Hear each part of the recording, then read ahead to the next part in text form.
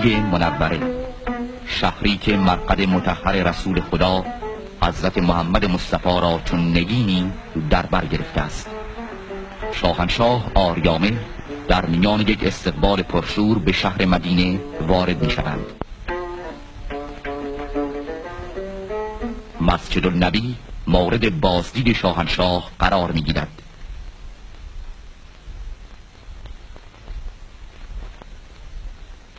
شاهنشاه مرقد مطهر حضرت رسول اکرم صلی الله علیه و آله و سلم را زیارت می کنند.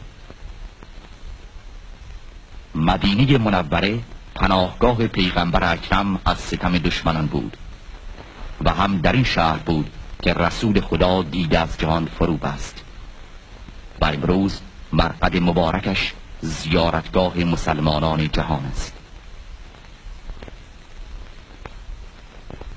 از قبرستان بقیع و نقاط تاریخی شهر مدینه دیدن می شود.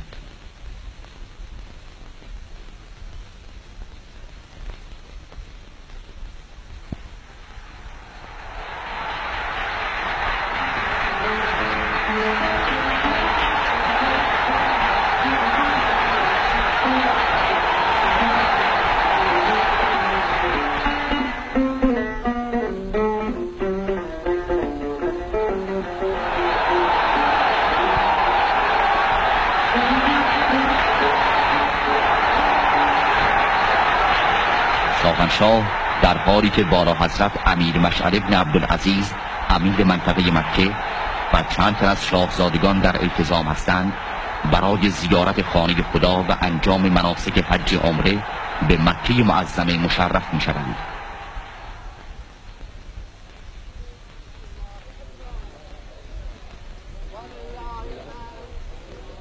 در خانه خدا رهبر عالی قدر ملت ایران با خلوصی روحانی به نماز می ایستند و با خدای خود به راز و نیاز می پردازند.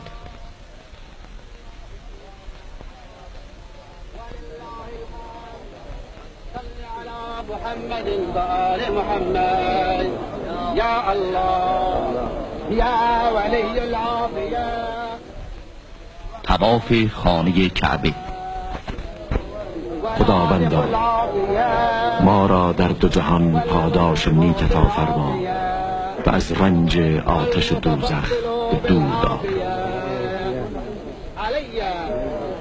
خدایی جز خدای